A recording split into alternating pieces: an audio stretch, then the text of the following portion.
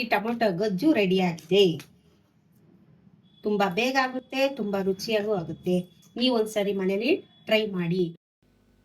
Tomato ಗೊಜ್ಜಿಗೆ ಬೇಕಾದಂಥ ಪದಾರ್ಥಗಳನ್ನ note ಮಾಡ್ಕೊಳ್ಳಿ. ಮೊದಲಿಗೆ ಬಾಣಲಿ ಇಟ್ಟಿದ್ದೀನಿ, ಸ್ಟವ್ ಹಚ್ಕೊಳ್ಳೋಣ. ಬಾಣಲಿ ಕಾಯ್ಲಿ. ಇದಕ್ಕೇನು ಜಾಸ್ತಿ ಇಂಗ್ರೀಡಿಯೆಂಟ್ಸ್ ಏನು ಬೇಕಾಗೋದಿಲ್ಲ, ಬೇಗ ಮಾಡ್ಕೋಬಹುದು. ಬಾಣಲಿ ಕಾದಿದೆ. ಒಂದು 3 ಟೇಬಲ್ ಸ್ಪೂನ್ ಎಣ್ಣೆ ಹಾಕೊಳ್ತಾ ಇದ್ದೀನಿ. ಎಣ್ಣೆ ಕಾಯಲಿ. ಎಣ್ಣೆ ಕಾದಿದೆ. ಈಗ ಸಾಸಿವೆ ಹಾಕ್ಕೊಳ್ಳೋಣ. ಸಾಸಿವೆ ಜಾಸ್ತಿ ಹಾಕ್ಕೊಬಾರ್ದು, ನೋಡಿಕೊಂಡು ಮೀಡಿಯಮಾಗಿ ಹಾಕ್ಕೊಳ್ಳಿ. ಜಾಸ್ತಿ ಸಾಸಿವೆ ತಿನ್ನಬಾರ್ದು. ಈಗ ಈರುಳ್ಳಿ ಹಾಕ್ಕೊಳ್ಳೋಣ. ಈರುಳ್ಳಿ ಸ್ವಲ್ಪ ಫ್ರೈ ಮಾಡ್ಕೋಬೇಕಾಗುತ್ತೆ. ನಾನು 1-2 ಈರುಳ್ಳಿ ತೊಗೊಂಡಿದ್ದೀನಿ. ಚೆನ್ನಾಗಿ ಫ್ರೈ ಮಾಡ್ಕೊಳ್ಳಿ. ಸ್ವಲ್ಪ ಈರುಳ್ಳಿ ಫ್ರೈ ಆದಮೇಲೆ ಈಗ ಕರಿಬೇವು ಹಾಕ್ಕೊಳ್ಳೋಣ. ಕರಿಬೇವು 2 ಹಸಿಮೆಣಸಿನ್ಕಾಯಿ ತೊಗೊಂಡಿದ್ದೀನಿ, ಸ್ವಲ್ಪ ಫ್ರೈ ಮಾಡ್ಕೊಳ್ಳೋಣ. ಹೆಚ್ಚಿರಂತ ಬೆಳ್ಳುಳ್ಳಿ ಹಾಕೋತಾ ಇದ್ದೀನಿ. ಬೆಳ್ಳುಳ್ಳಿ ಸ್ವಲ್ಪ ಫ್ರೈ ಆಗಲಿ.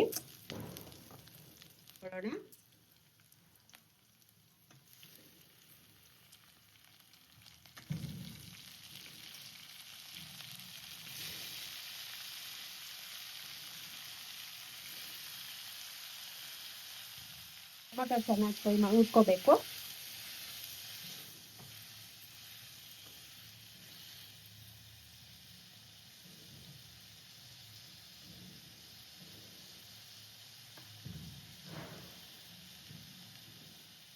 ನೋಡಿ, ಇದು ಸ್ವಲ್ಪ ಫ್ರೈ ಆಗಿದೆ. ಈಗ ನಾವು ಸಾಂಬಾರ್ ಪುಡಿ ಸೇರಿಸ್ಕೊಳ್ಳೋಣ.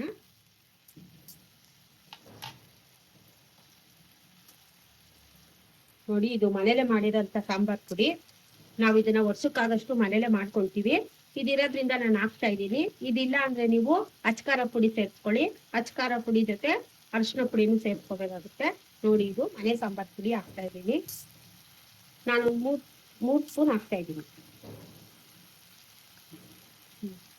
ಸಾಕಾಗುತ್ತೆ. ಈಗ ಇದ್ರ ಜೊತೆ ನಾನು ಕಲ್ಲುಪ್ಪು ಹಾಕೋತಾ ಇದ್ದೀನಿ. ಕಲ್ಲುಪ್ಪು ಹಾಕಿದ್ರೆ ರುಚಿ ಚೆನ್ನಾಗಿರುತ್ತೆ, ಪುಡಿ ಉಪ್ಪಿಗಿಂತ. ಕಲ್ಲುಪ್ಪು ಹಾಕ್ತಾ ಇದ್ದೀನಿ.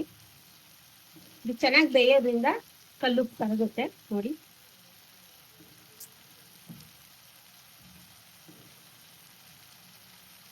ಈಗ ಒಂದೊಳ್ಳೆ ಮಿಕ್ಸ್ ಮಾಡ್ಕೊಳ್ಳೋಣ.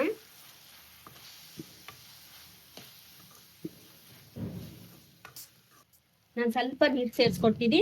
ನೀವು ಬೇಡ ಅನ್ನೋದಾದ್ರೆ ಹಾಗೆ ಕೂಡ ಬೇಯಿಸ್ಕೋಬಹುದು. ನೋಡಿ, ನಾನು ಸ್ವಲ್ಪ ನೀರು ಸೇರಿಸ್ಕೊಂಡಿದ್ದೀನಿ.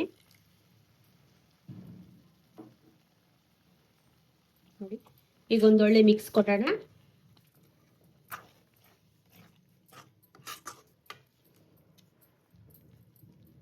ನಾನು ಮೀಡಿಯಂ ಸೈಜ್ ಒಂದು 4 ಟೊಮೊಟೊ ತಗೊಂಡಿದ್ದೀನಿ. ನೀವು ಬೇಕಾದ್ರೆ ಜಾಸ್ತಿ ಟೊಮೊಟೊ ತಗೋಬಹುದು.